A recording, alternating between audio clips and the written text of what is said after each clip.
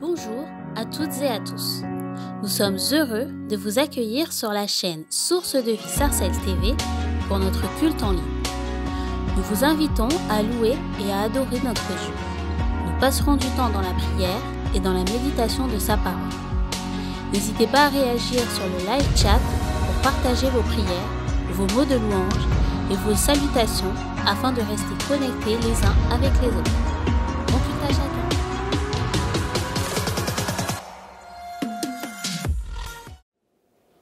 Vous êtes sur SDV Sarcelles TV et nous sommes dans la joie de vous accueillir à ce culte consacré donc à la célébration de la fidélité de notre Dieu. Alors, tout au long de ce culte, nous voulons vous encourager à vous sentir libre pour vous exprimer via le live chat, vous saluer, commenter et donner vos avis. Et aussi, donc, nous voulons vous encourager à partager la vidéo tout autour de vous et à la mettre à disposition de tous ceux qui ne sont pas avec nous actuellement. Enfin, et pour ne manquer aucune de nos activités, nous voulons vous encourager à activer la petite cloche pour vous abonner. Sans plus tarder, j'aimerais vous inviter maintenant à rejoindre le groupe de louanges pour un temps de célébration en l'honneur de notre Dieu. Bon culte à toutes et à tous.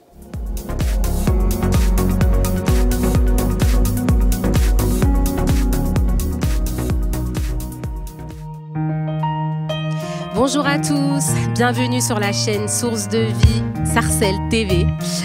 J'espère que vous allez bien. Je vous invite à louer Dieu avec nous car il est bon et que son amour durera toujours.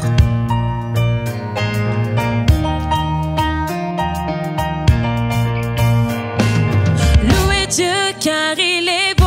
Son amour durera toujours. Louez le Dieu du pardon. Son amour durera toujours. Louez le Dieu juste et saint. Son amour durera toujours. Louez le Dieu souverain. Son amour durera toujours. Louez Dieu car il est bon. Son amour durera toujours.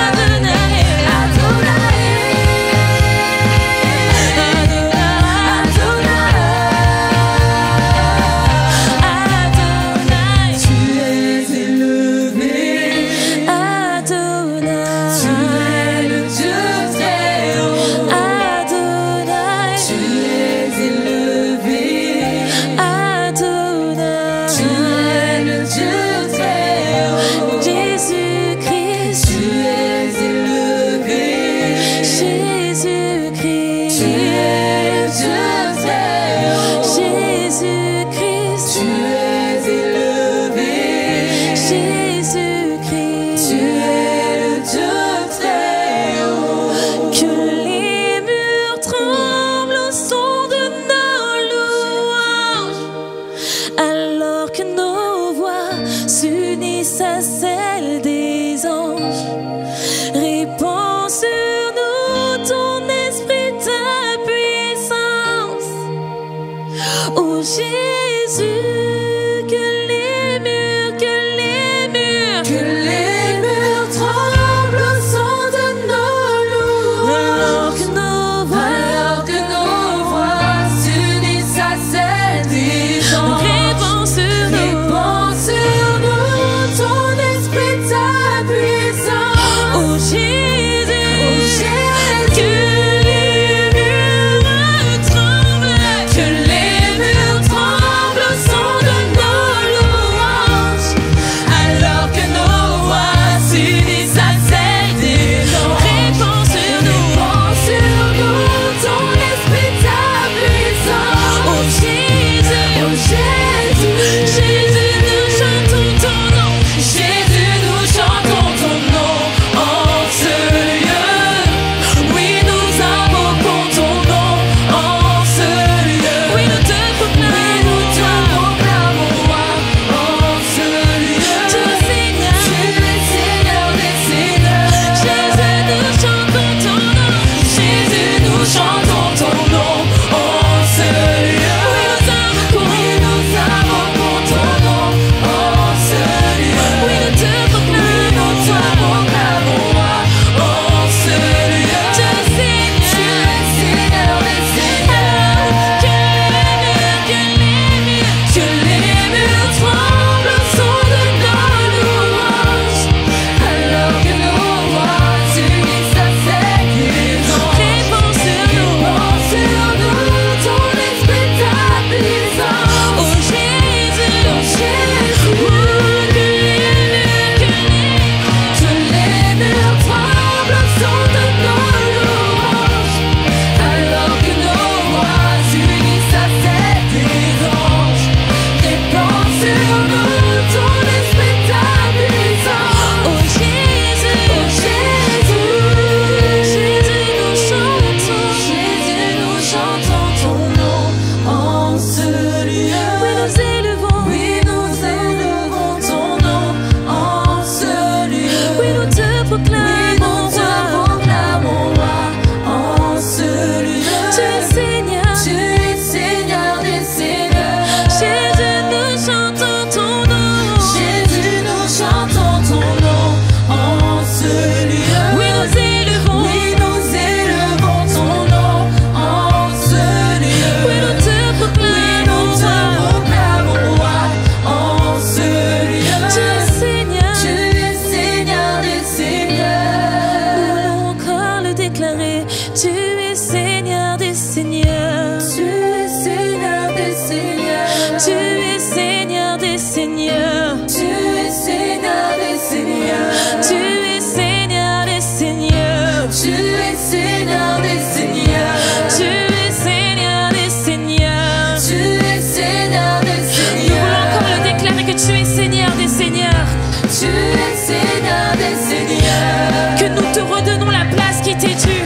Tu es Seigneur des seigneurs. Que rien ne peut être le centre de nos vies si ce n'est toi. Tu es Seigneur des seigneurs. Nous voulons à nouveau te proclamer roi, Jésus. Tu es Seigneur des seigneurs. Dans nos vies, dans nos familles, tu es Seigneur. Tu es Seigneur des seigneurs. Dans nos projets, tu es Seigneur. Tu es Seigneur des seigneurs. Dans ton église, tu es Seigneur. Tu es Seigneur des seigneurs. Et dans mon cœur, tu es Seigneur. Tu es Seigneur des seigneurs. Oh, tu es Seigneur. Tu es Seigneur des seigneurs. Tu es Seigneur. Tu es Seigneur des seigneurs. Tu es Seigneur. Tu es Seigneur des seigneurs. Tu es Seigneur. Tu es Seigneur des seigneurs. Donc me voici pour louer. Me voici à tes pieds. Me voici pour dire tu es mon Dieu. Car tout en toi est beauté, tout en toi est grandeur, tout en toi est merveilleux pour moi. Donc me voici pour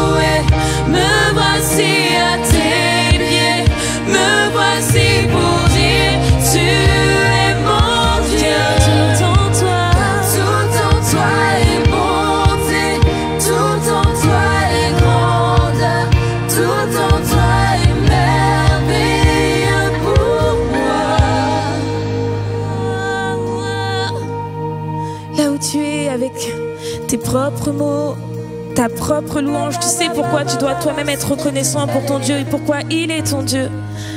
Alors là où tu es dès maintenant, commence à proclamer pourquoi il est ton Dieu. Parce qu'il t'a sauvé, parce qu'il t'a aimé plus que n'importe qui. Proclame encore pourquoi il est ton Dieu, afin que même dans les moments de doute, tu puisses te rappeler que tu es un Dieu qui pourvoit à tes besoins, qui est présent, qui reste présent. Tu es mon Dieu, tu es mon Dieu, tu es mon Dieu, tu es mon Dieu, tu es mon Dieu.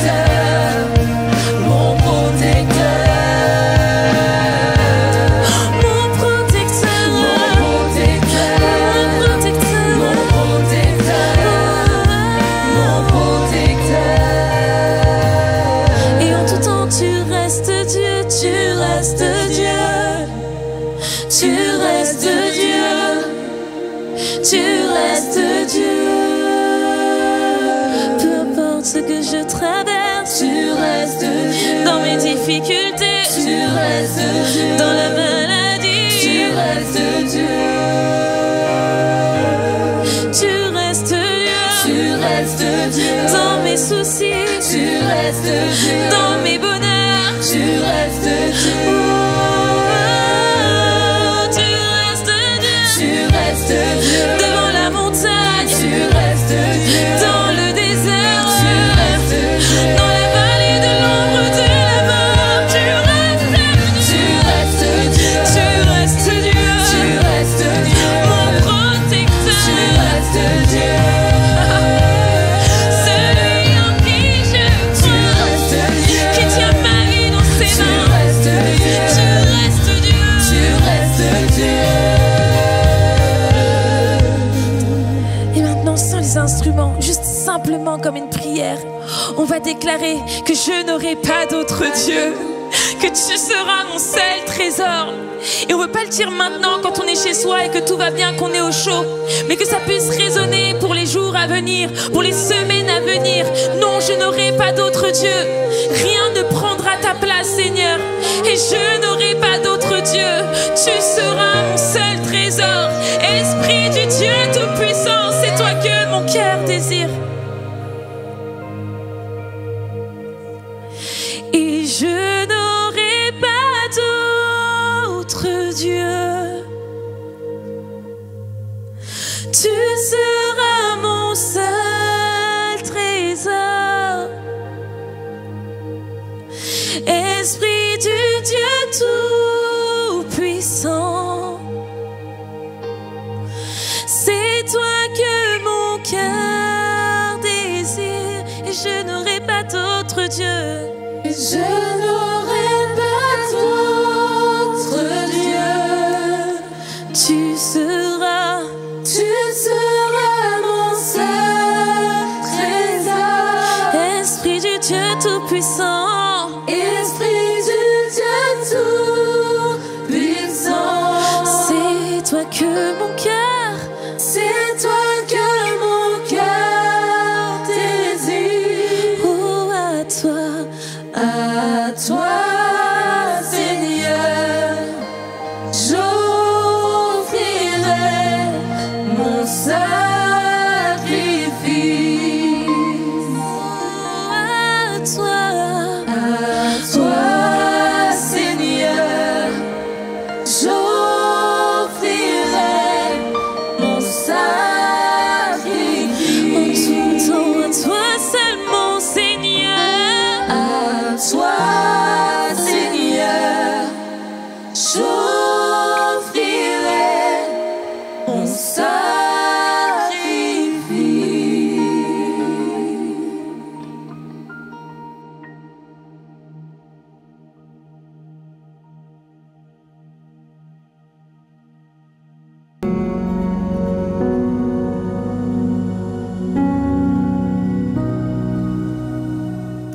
Nous rendons grâce au Seigneur pour ce temps de louange et de célébration que nous venons de passer en sa présence avec nos bien-aimés du groupe de louange. Et nous bénissons le nom du Seigneur pour leur vie et leur ministère. Nous prions qu'ils trouvent toujours, par la grâce du Seigneur, de la joie dans leur service. Pour avancer dans notre culte, je vous propose à présent de passer donc à un autre temps, c'est-à-dire le temps de la prière. Et aujourd'hui, je vous invite à prier pour que le Seigneur nous surprenne dans nos services, pour que nous soyons renouvelés, pour que ceux d'entre nous qui sont découragés, ceux d'entre nous qui n'ont plus de visibilité, et que le Seigneur les rencontre comme il a rencontré les disciples d'Emmaüs. Prions le Seigneur. Nous bénissons ton Saint-Nom et te rendons grâce. Toi qui es le serviteur par excellence. Tu nous as dit que sans toi, nous ne pouvons rien faire. C'est pourquoi tu nous as demandé, Seigneur, d'attendre de recevoir ton esprit. Oui, aujourd'hui, où nous voulons, Seigneur, te servir en église, mais surtout avec joie. Seigneur, nous voulons t'inviter à jeter ton regard parmi nous, pour voir nos cœurs qui sont désolés, Seigneur, nos élans, Seigneur, qui sont tiédis, Seigneur, pour voir, Seigneur, oui, nos espérances, Seigneur, qui manquent de lueur. Nous voulons te confier, Seigneur, le service de chacun d'entre nous. Et nous prions que, Seigneur, tu viennes, Seigneur, individuellement nous visiter.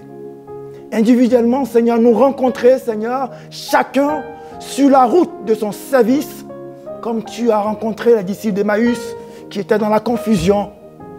Seigneur, aujourd'hui, je te prie, Seigneur, pour mon frère et ma soeur, Seigneur, qui dans son service, Seigneur, est dans le doute même de son appel. Seigneur, nous voulons te prier afin que, oui, ta joie soit notre force.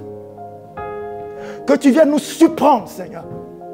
Oui, que la surprise du dimanche de Pâques, celle de la résurrection, Seigneur, s'opère encore dans la vie de chacun d'entre nous et dans nos ministères.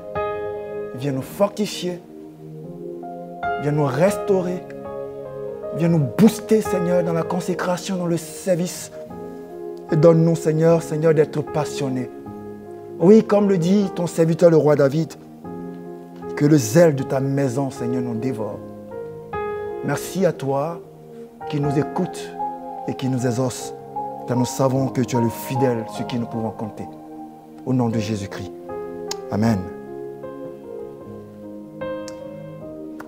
Voilà, c'est dans cette joie de l'espérance de l'exaucement de nos prières que nous voulons maintenant donc passer au temps de l'écoute de la parole du Seigneur.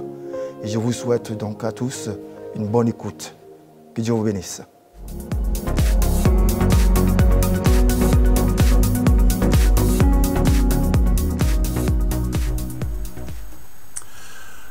Bonjour, nous sommes heureux d'ouvrir la parole de Dieu ensemble.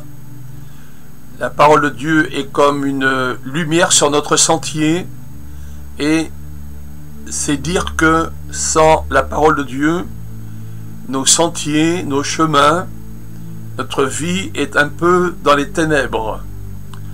J'aimerais lire avec vous Matthieu 22, versets 34 à 40, Matthieu 22, chapitre 22, versets 34 à 40, et j'ai intitulé cette réflexion « L'homme, frère de l'homme », point de suspension en principe. Sous-entendu, nous sommes tous d'accord au départ que nous devrions tous être des frères et des sœurs.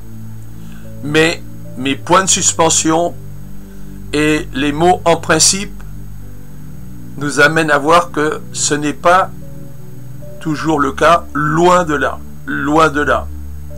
Et donc, nous parlons de fraternité, mais nous allons parler aussi des tendances que l'être humain a de ne pas vivre dans cette fraternité. J'ai dit que je lisais Matthieu 22, 34. Les pharisiens apprirent que Jésus avait réduit au silence les Sadducéens. Ils se rassemblèrent et l'un d'eux, un spécialiste de la loi, lui posa cette question pour le mettre à l'épreuve. « Maître, quel est le plus grand des commandements de la loi ?» Il lui répondit, « Tu aimeras le Seigneur ton Dieu de tout ton cœur, de toute ton âme et de toute ton intelligence. » C'est là le grand commandement, le premier. Un second cependant lui est semblable, « Tu aimeras ton prochain comme toi-même. » De ces deux commandements dépendent toute la loi et les prophètes. Donc voilà un commandement semblable au premier, associé au premier, aimer Dieu, et ce commandement est donc « Tu aimeras ton prochain comme toi-même ». Nous parlons donc de fraternité, nous parlons donc d'aimer le prochain. J'aimerais faire une autre lecture qui nous rappelle très bien ce qu'est notre cœur humain et nos manières de vivre. Je veux dire que j'aimerais lire dans Galates chapitre 5 au verset 16. Paul dit, « Je dis plutôt, marchez par l'esprit, et vous n'accomplirez jamais ce que la chair désire, car la chair a des désirs contraires à l'esprit, et l'esprit en a de contraires à la chair. Ils sont opposés l'un à l'autre, de sorte que vous ne faites pas ce que vous voudriez. Mais si vous êtes conduits par l'esprit, vous n'êtes pas sous la loi. Or les œuvres de la chair sont manifestes, inconduite sexuelle, impureté, débauche, idolâtrie, sorcellerie, hostilité, dispute, passion jalouse, fureur, ambition personnelle, division, dissension, envie, beuverie, orgie et autres choses semblables. Je vous préviens, comme je l'ai déjà fait, ceux qui pratiquent de telles choses n'hériteront pas le royaume de Dieu. Quant aux fruits de l'esprit, c'est amour, joie, paix, patience, bonté, bienveillance, foi, douceur, maîtrise de soi. Aucune loi n'est contre de telles choses, mais ceux qui appartiennent à Jésus-Christ ont crucifié la chair avec ses passions et ses désirs.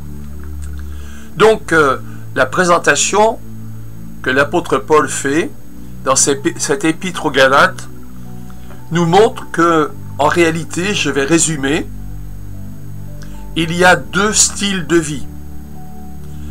Et le premier style de vie, c'est ce qu'il appelle vivre dans l'esprit.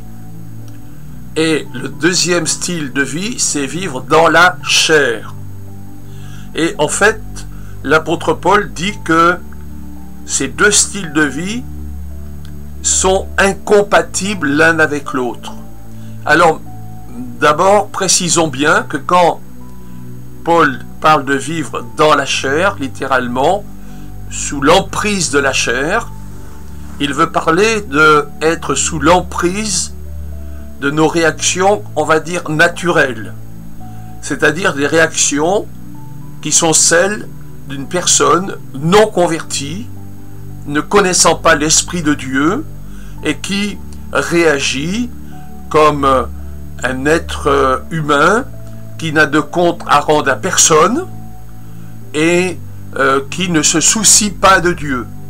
Et je vous fais remarquer que la vie selon la chair, contrairement à nos intuitions dans la langue française, ne correspondent pas seulement à des questions d'inconduite sexuelle, mais il s'agit également d'idolâtrie, il s'agit également d'hostilité, de dispute, de passion, de division, de dissension, de beuverie, d'envie et plein de choses semblables. Donc, la chair, je répète, c'est cette manière de se comporter d'un être humain qui n'a pas le désir de se soumettre à la parole de Dieu. Et Paul va opposer à ce style de vie celui d'être, comme dit le grec, en pneumati, c'est-à-dire en esprit. Il y a deux possibilités, et d'ailleurs Paul précise que celui qui vit en esprit ne fait pas ce qu'il veut, mais il a à cœur de faire ce que Dieu veut.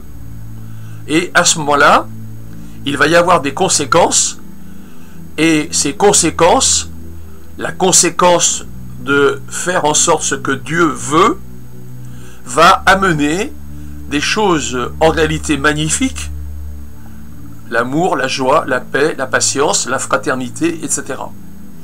Et donc l'apôtre Paul ne croit pas que la fraternité puisse réellement être vécue en profondeur par quelqu'un en qui l'Esprit de Dieu n'agit pas. Donc, deux styles de vie et deux types de conséquences. Les œuvres de la chair, qui sont des choses répréhensibles en réalité. L'être humain se comporte selon ses propres désirs, ses passions, ne se prive de rien. Son style de vie, c'est je veux chercher mon plaisir. Le célèbre Sade avait une formule qui résumait sa pensée: je suis là pour jouir, d'une certaine manière égoïstement. Et Sade, évidemment, n'est pas un mot qui évoque tellement la fraternité. On songe à sadisme, évidemment. Maintenant, la vie dans l'esprit va produire des fruits, c'est-à-dire comme, je ne sais pas, une vigne. Alors, si la vigne est bien cultivée, les feuilles vont pousser au printemps, ensuite les fleurs, et ensuite les grains de raisin vont se former, ils vont être agréables à voir, agréables à manger. C'est l'amour, la joie, la paix, la patience. J'ai lu cela, et donc nous avons bien vu ces choses. Nous avons bien vu ces choses. L'amour, la joie, paix, patience, bonté, bienveillance, foi, douceur, maîtrise de soi. Donc, le chrétien va être placé face, parfois, à des choix difficiles, comme c'était le cas pour Jésus, quand il avait la perspective de la croix. Et là, Jésus lui-même prie en demandant au Seigneur, au Père, donc, d'enlever cette coupe. Mais Jésus se reprend et il dit toutefois, non pas ma volonté, mais ta volonté. Et donc, si l'on veut vivre une vraie fraternité, une vraie vie chrétienne, il y a des fois où nous ne ferons pas ce que nous avons envie de faire. Et où Dieu nous dira non, ça ce n'est pas possible. Bref, j'enchaîne pour dire que, et j'aime beaucoup la formule, elle est de Calvin lui-même, le grand réformateur. Calvin dit que l'homme, l'être humain, est une créature de compagnie, La Bible nous dit que l'être humain, maintenant, a une pleine responsabilité individuelle. Et en particulier, le prophète Ézéchiel affirmait très clairement cela: celui qui pêche, c'est celui qui mourra. Ézéchiel chapitre 18. Et Ézéchiel disait que on ne peut pas dire que les pères ont mangé des raisins verts et que ce sont les fils qui ont eu mal aux dents. Sous-entendu, c'est tu es responsable de tes actions, tu es responsable de ce que tu as fait, responsabilité individuelle. Je suis un individu et je me place devant le Seigneur, mais je suis un individu dans une communauté. Et c'est pour cela que c'est si important de choisir les personnes avec lesquelles je suis en relation. Nous connaissons tous le fameux proverbe « Dis-moi qui tu fréquentes, je te dirai qui tu es ». Et dans la parole de Dieu, on a cette image que, en quelque sorte, il y a deux pères d'humanité. Adam, qui est entre guillemets notre père naturel, de notre être naturel, c'est le premier chef d'humanité. Et le deuxième, dans la Bible, peut-être je surprendrai certains de nos auditeurs, mais le deuxième chef d'humanité, c'est Jésus lui-même. Est-ce que je vis comme Jésus ou est-ce que je vis en Adam? Tous meurent en Adam, de même nous aussi, tous seront rendus vivants dans le Christ, dit 1 Corinthiens chapitre 15 verset 22.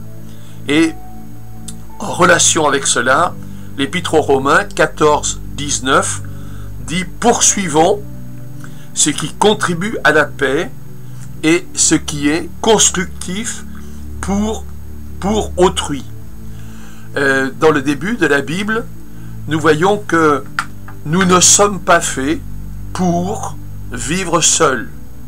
Il n'est pas bon que l'homme soit seul, que l'être humain soit seul, que l'homme soit seul, que la femme soit seule.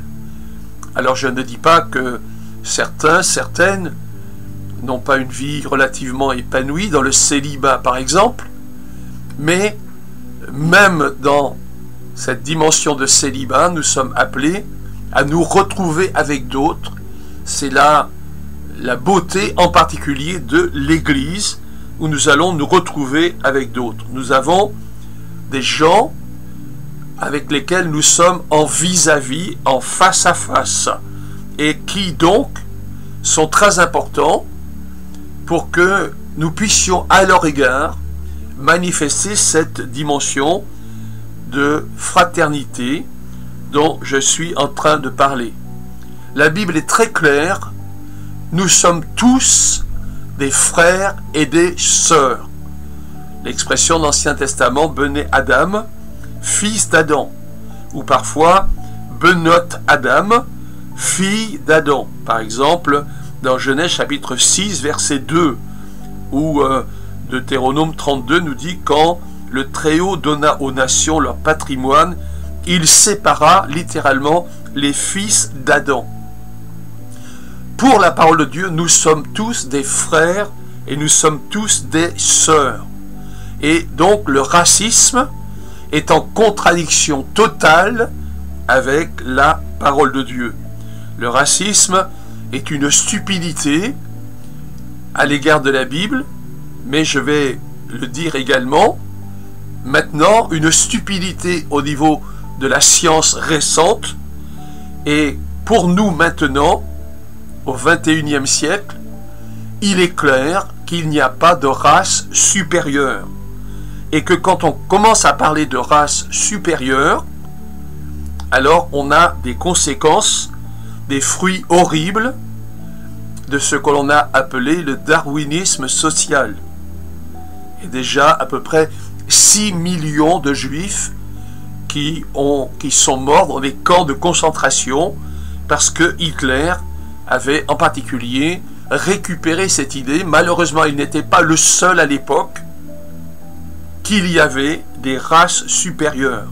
Et je regrette beaucoup que même les chrétiens, dans leur histoire, ont parfois considéré que les juifs ne devaient pas être respectés comme des frères ou des sœurs. Nous avons à l'écran maintenant ces signes vestimentaires distinctifs qui étaient déjà à l'ordre du jour, par exemple au XVIe siècle. C'est en contradiction totale avec la parole de Dieu. Pour les scientifiques actuels, il faut bien comprendre que il n'y a pas vraiment de race. Oui, c'est ce que les scientifiques disent. Pourquoi? Parce que une race d'une espèce, chien ou par exemple, ça va être un ensemble de caractères qui caractérisent cette race de Malinois, de Chihuahua ou je sais pas. C'est un ensemble de caractères. C'est pas un caractère, c'est pas la couleur de la peau, par exemple. Par exemple, les Mélanésiens ont des cheveux blonds, mais ils ont la peau noire. Et donc, les spécialistes disent que il n'y a pas d'entité génétiquement distinctes et éloignées les unes des autres dans la race, dans l'espèce qui est la nôtre à tous, sur toute la face de la Terre, qui est appelée par les scientifiques Homo sapiens. Une non-différenciation génétique responsable, une non-différenciation génétique remarquable de l'espèce humaine. C'est par exemple ce que l'UNESCO dit, il est illégitime de parler de race humaine. Vous savez bien que par exemple, quelqu'un qui a une peau noire peut venir d'Afrique, peut venir d'Inde, et le visage est tout à fait différent. Et donc, il n'y a pas de race noire, il n'y a pas de race européenne. Ça n'existe pas. Yves Coppens, le grand préhistorien, dit « Nous sommes tous des sapiens, il n'y a pas de race humaine. » Voilà qui est très clair. J'enchaîne en rapport avec la fraternité, mais la fraternité malheureusement qui est parfois contestée par le racisme, et j'ai mis dans mes notes que le racisme est une folie, que l'antisémitisme est une folie. Et je regrette beaucoup que, en particulier, au XIXe siècle, dans le monde européen, il y avait cette idéologie coloniale qui estimait que, par exemple, je vais être quand même très clair, la race blanche était supérieure, etc. Et donc, on avait une sorte d'idéologie coloniale. Je pense que les chrétiens doivent être très clairs et nous ne pouvons pas avoir de telles pensées. Mon frère, ma sœur, qui est jaune, qui est noir, qui est blanc, c'est mon frère ou ma sœur. Et il faut bien comprendre que des pensées évolutionnistes de ce type ont entraîné énormément de malheurs au XXe siècle. J'ai mis sur mes notes, par exemple, que la doctrine arianisme, c'est-à-dire la race supérieure des Ariens, allemands, blonds, aux yeux bleus, etc., que l'on considérait comme raffinés, se distinguait déjà des Français, qui étaient comme inférieurs et métissés, que la race latine et grecque était, disait-on, inclinée vers l'ivrognerie ou la grosse nourriture. Et je rappelle que, heureusement, les lois, en particulier celle de 1972, dit que personne ne doit être discriminé en raison de son origine, de son appartenance ethnique, de sa nation, de sa race ou de sa religion, et que si quelqu'un manifeste de telles dispositions d'esprit, alors il mérite même l'emprisonnement, qui peut aller jusqu'à 1 an, et il mérite d'être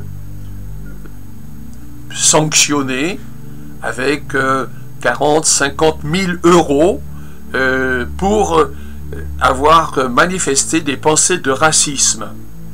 En rapport avec ces questions, j'ai mis le fameux visage d'Hitler, et je crois qu'il illustre très bien les 2 versets que j'ai mis à côté. Jérémie chapitre 17 verset 9, le cœur de l'homme, de la femme est tortueux par-dessus tout et il est incurable.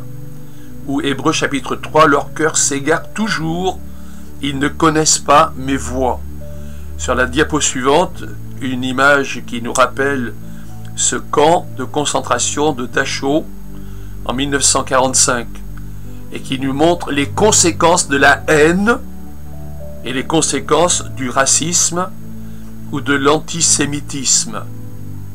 Contre la fraternité, il faut parler de poison, des idéologies destructrices. Je pense que nous devons bien comprendre que l'homme devient très méchant par idéologie. On rencontre quelqu'un, je me souviens d'avoir vu un terroriste qui ensuite a participé à la barbarie du Bataclan, mais il semblait, comme on dit, sympa. Mais il avait une idéologie terriblement destructrice. J'ai mis quelques images là, quelques photos de Lénine qui a établi ses camps de travail, le goulag comme on dit, et j'ai mis aussi la fameuse photo de Staline lui-même, et il faut bien se souvenir que sous la domination de ce tyran sanguinaire, alors un soviétique adulte sur 5 a connu le goulag. Staline, il correspond à 20 millions de morts par idéologie athée, par idéologie matérialiste. Voilà où on en arrive. Vous avez une autre image du goulag ensuite, et j'ai mis également le visage de Mao Tse-tung. Mao Tse-tung qui se faisait diviniser. Pour un athée matérialiste, être divinisé, c'est, comment dire, extraordinairement surprenant. Mais des millions d'exemplaires dans toute la Chine avec son visage. Il a écrit certaines choses et certaines de ses citations ont été réunies dans ce que l'on appelait à l'époque le petit livre rouge. Les Chinois devaient l'étudier matin et soir. Et il était interdit de quitter sa maison sans l'avoir sur soi. Donc, une divinisation. On mettait les pensées de Mao Tse-tung au-dessus de la Bible, au-dessus de la parole de Dieu. Sur la diapo suivante, tout le monde reconnaîtra la terrible catastrophe du 11 septembre 2001 qui a causé 2750 morts sur la base de textes coraniques, il faut quand même le savoir. Je termine avec une dernière image qui est celle de cette jeune fille Tutsi, 800 000 Rwandais Tutsi, donc en 1994, qui ont été exécutés, parfois par leurs voisins. Et donc, quand je parle de la fraternité, l'homme, la femme, frère, sœur de l'homme, oui, mais en principe. En principe, quand notre cœur est changé, comme c'est le cas, on l'espère dans l'Église, mais parfois même les églises évangéliques ont encore des progrès à faire dans ce domaine. Je pense que la Bible est très intéressante et elle nous fait comprendre que l'enseignement, j'ai parlé d'idéologie, est très important. C'est-à-dire que mes actes vont être la conséquence des convictions que j'ai. Et c'est pour ça que c'est si important de lire la Bible. C'est pour ça que c'est si important d'étudier la doctrine biblique dans un institut biblique, par exemple.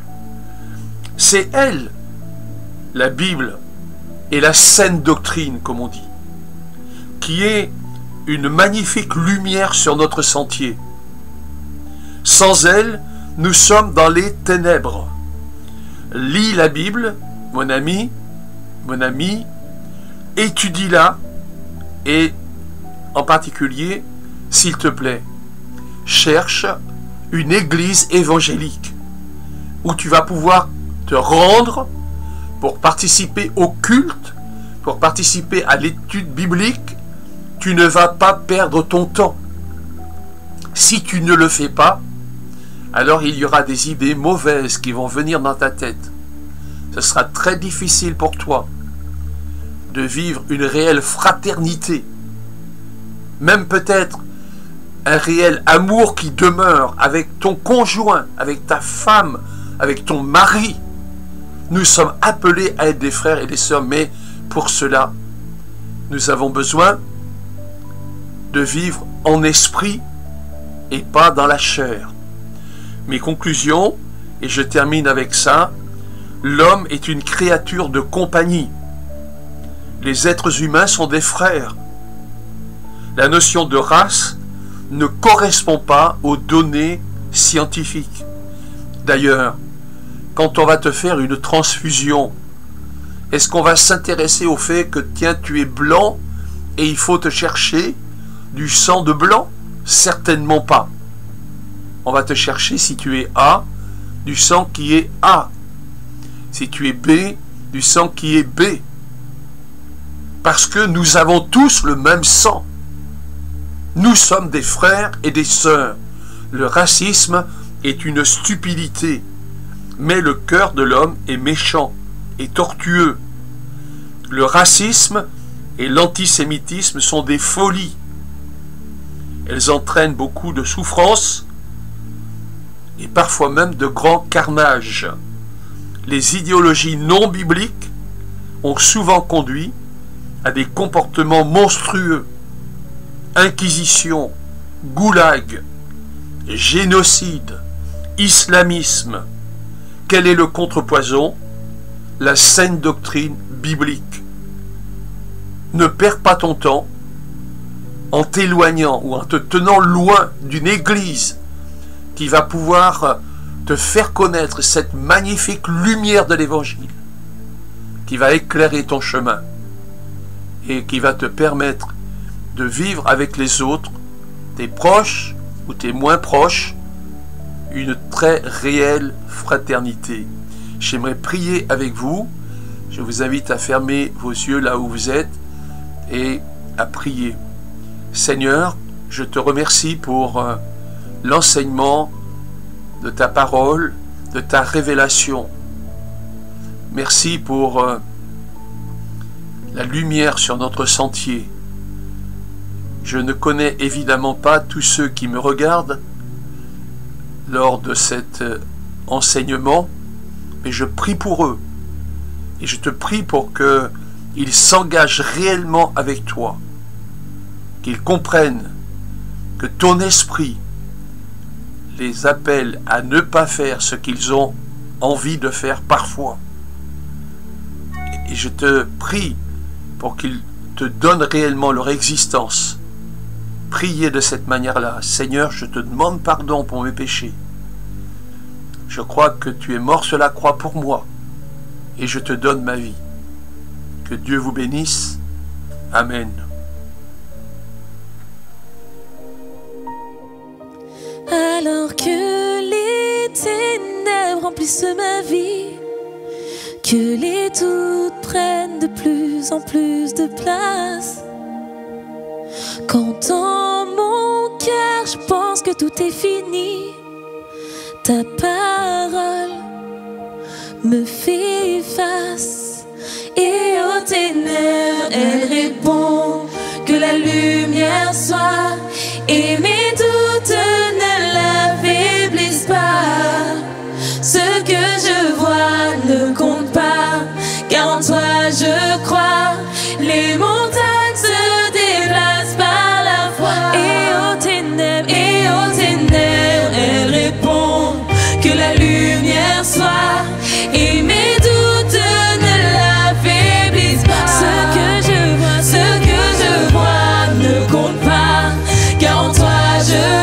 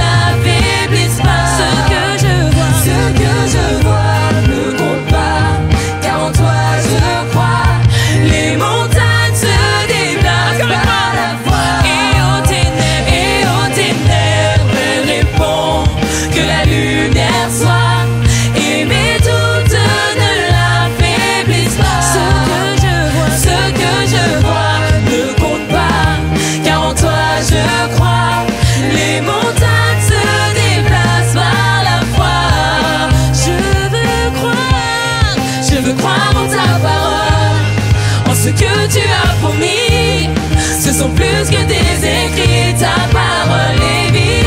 Je veux croire en ta parole, je veux croire en ta parole, en la puissance de Jésus-Christ, en la puissance de Jésus-Christ. Ce sont plus que des écrits, ta parole est vie. Je veux croire en ta parole, en la puissance. Je veux croire en ta parole, en la puissance de Jésus-Christ. Ce sont plus que des écrits, ta parole est vie. Je veux croire en ta parole, je veux croire en ta parole, en la puissance de Jésus-Christ, en la puissance de Jésus-Christ. Ce sont plus que des écrits, ta parole est vie. Je veux croire en ta parole, je veux croire en ta parole. Je veux croire en ta parole. Je veux croire en ta parole. Je veux croire en ta parole. Au plus fort de la tempête, je crie ton nom. Même dans la nuit, mes yeux verront. Dans la maladie, tous entendront. Qu'avec puissance tu me réponds, que la parole porte ton nom. Au plus fort de la tempête, je crie ton nom. Même dans la nuit, mes yeux verront. Et dans la maladie, tous entendront. Avec puissance tu me réponds, que la parole porte ton nom. Au plus fort de la tempête, je crie ton nom. Même dans la nuit, mes yeux verront. Dans la maladie, tous entendront. Qu'avec puissance tu me réponds, que la parole porte ton nom. Je veux croire en ta parole. Je veux croire en ta parole. Oui, je crois en ta parole. Oui, je crois en ta parole. Oui, je crois, oui, je crois, oui, je crois en ta parole. Oui, je crois en ta parole. Oui, je crois en ta parole. Oui, je crois en ta parole.